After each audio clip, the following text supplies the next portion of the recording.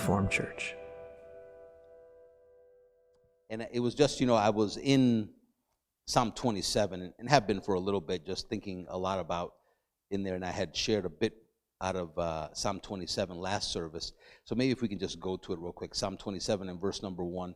But in Psalm 27, it's just really cool to see David talk about the glory of God, talk about, and prophesying about things that are to come, and just, how he talks about even his present day faith, how it affects his life and how it was giving him victory in his life.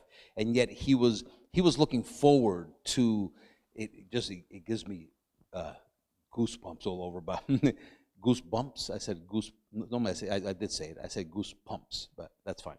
So, just thinking about how he, not even having the glory that we possess accessible to us always, how he talked about it and how he searched and sought after these things, and the difference that it made in his life. Verse number 1, it says that he's just saying, right, the Lord, he's saying, he's my light and my salvation. Whom shall I fear? Like he felt obviously very, very kept by the Lord, very protected, right? Very much living in the favor of the Lord. He said, the Lord is my strength and my life. Of whom shall I be afraid? When the wicked come against me to eat my flesh, which is like to devour up his flesh, my enemies and foes, they stumbled and fell. Though an army may encamp against me, my heart shall not fear, and though war may rise against me, in this I will be confident. Now, here's the very cool thing. He says, in this I will be confident. Now, he just said everything that he said, and he says, in this is where my hope is. This is where my confidence is, right? But he said, this is where my hope is. So what is it that was making David so confident that he knew that no matter who came against him, that they would fall? No matter, that he had seen in his life, that no matter what tried to hurt him in any way, that the Lord was his strength. And he said, in this I will be confident. And he says it then what it is in verse number 4, one thing I have desired of the Lord. So he's saying, in this I will be confident. In this one thing I have desired of the Lord. And that's the same thing that he's talking about. He said, that I will seek. So this gives him, what he's about to talk about is what gives him his hope, right? And obviously, literally, his hope was ahead of him, right? He wasn't seeing what we have, right? So he was literally, right, looking forward. It was literally hope from both sides. But he says, this is where his hope was. This is the one thing that he was desiring. This was the one thing that he was seeking. And he said, that I may dwell in the house of the Lord all the days of my life. Like, obviously, he wasn't living where we live. He wasn't being built up a temple for the Lord, right? He wasn't being built up into the house of God, right? He was thinking about those things that were to come. He was prophesying about those things. He was even seeking them, right? Desiring them. But he was saying, one thing I have desired of the Lord, that will I seek, that I may dwell in the house of the Lord all the days of my life. Obviously, David could have fallen back, right? David could have reverted back to old ways and abandoned the Lord, right? The Spirit of God could have left David like he left Saul. But he says, he said that I may dwell in the house of the Lord all the days of my life. Listen to what he says, because this is pretty interesting.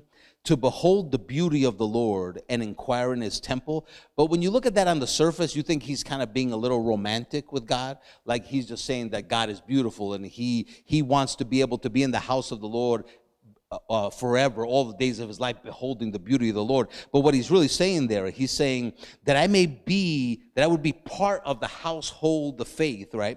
That I may behold the beauty, which is the glory of the Lord, right? That I may behold the glory of the Lord. Like we're told, right, in 2 Corinthians 3:18, that we can behold the glory of the Lord as in a mirror. He's saying that I may behold the glory of the Lord, and to inquire, he's saying to seek in his temple. And he says, in the time of trouble, he will hide me in his pavilion. He goes on to say, but David is what he's really looking at. He's saying he's looking as a prophet, right? He's looking for and inquiring of things that he does not yet possess, right? The Spirit of God is in David, right?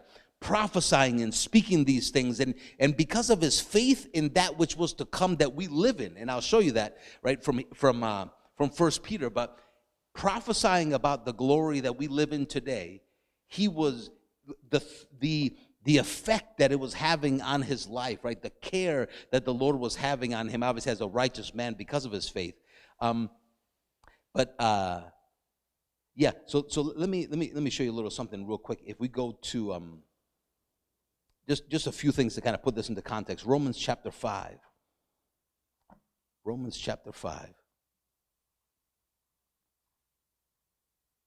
And actually, you know what? I may just cut to the chase here. Let's just go to 1 Peter chapter 1.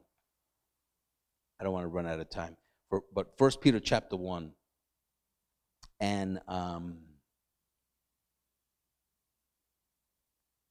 verse number 8, it says, whom having not seen you love, and this is kind of coming into a middle of a thought anyway, though now you do not see him, yet believing, speaking about the Lord, you rejoice with joy inexpressible and full of glory, receiving the end of your faith, the salvation of your soul. So obviously that's making reference to the salvation that we have today. He says, of this salvation, Peter is saying that I just spoke to you about, of this salvation, the prophets, like David, right? The prophets, it says, have inquired and searched carefully, who prophesied of the grace that would come to you, searching what and what manner of time the Spirit of Christ, who was in them, was indicating when he testified beforehand of the suffering of Christ and the glories that would follow. Like, in other words, we live in a time where we can behold the glory of the Lord as in a mirror. We live in a time where we are part of the household of God, that we're built up in Christ, that we can have access to the things of God that are on the inside of us, right?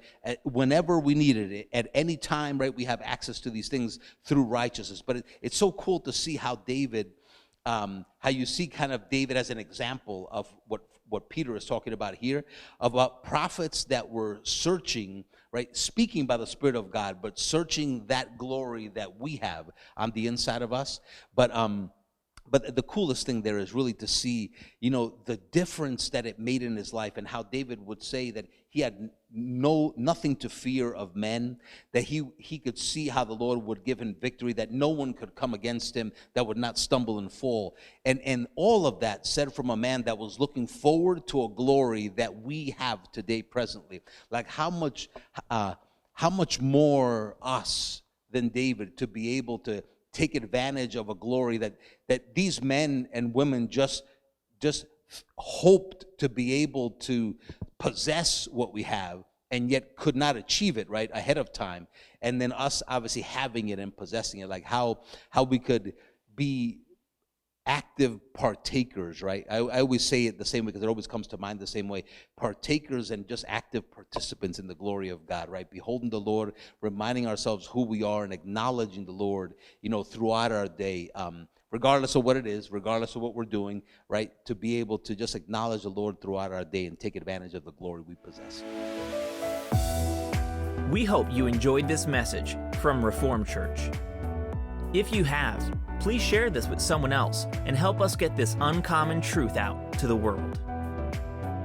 If you'd like to support this good news, you can do so at reformedchurch.com/give. Also on our website, you can take advantage of our free messages, articles, and even full discipleship courses. Start reforming your mind now at reformedchurch.com.